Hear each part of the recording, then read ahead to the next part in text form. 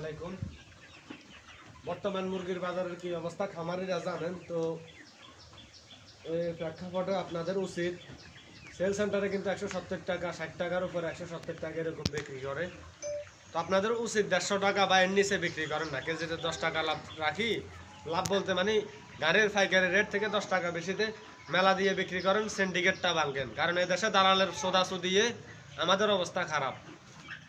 Syndicate ভাঙিয়ে নিজের খামার থেকে সরাসরি ভোক্তার কাছে মুরগি দেন। কারণ আমি বিক্রি করি 130 টাকা পাইকারি, এরপরে বোখারে খায় 1 টাকা 2 টাকা, এরপরে যে গাড়িওয়ালা কিনে নিয়ে যায় সে আরও 10 টাকা কেজিতে লাভ করে, সেল সেন্টারওয়ালা 20 টাকা কেজিতে লাভ করে।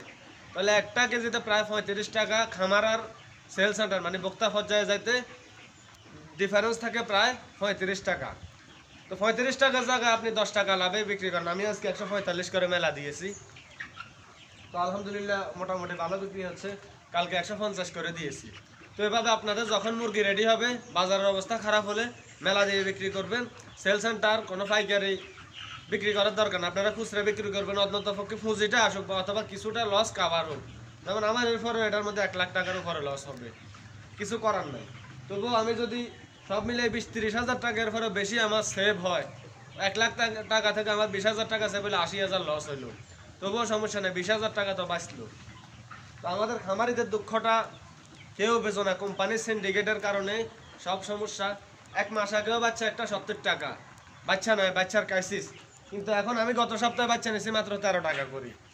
তো আমার এই মুরগিগুলো দেখেন, এগুলো প্রায় 1802 কেজি সাইজের মুরগি।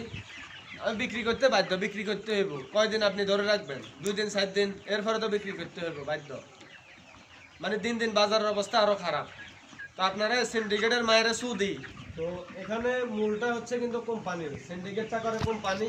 যখন মুরগির বাজার ভালো যাবে, ঈদ আসবে, রোজা আসবে, সবে বরাত, বিভিন্ন মৌসুম আছে, তখন কোম্পানি নিজেদের শেডে, কন্ট্রাক্ট শেড আছে, নিজেদের কন্ট্রোল শেড আছে, ওইগুলাতে মুরগি দিবে। এখন বাজার খারাপ, তারা আর মুরগি দিবে না। আপনাদেরকে বলবে যে ভাই 30 টাকা মেসেজ দিলে 5 টাকা কমাই দেবো, বাচ্চা নেন, বাচ্চা নেন।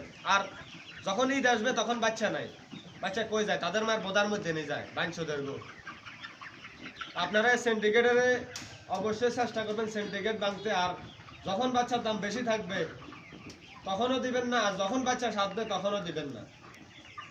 সবকিছু বিবেচনা করে খামার করবেন। কারণ এখন এমন একটা পর্যায়ে গেছে, ফিডের দাম বেশি আর মুরগির বাজারটা কারোর হাতে কন্ট্রোলে নেই। কারণ উৎপাদন বেশি হলে এটা কাঁচামাল, উৎপাদন বেশি হলে বাজার কমে যাবে, চাহিদা কম থাকবে, বাজার কমে যাবে।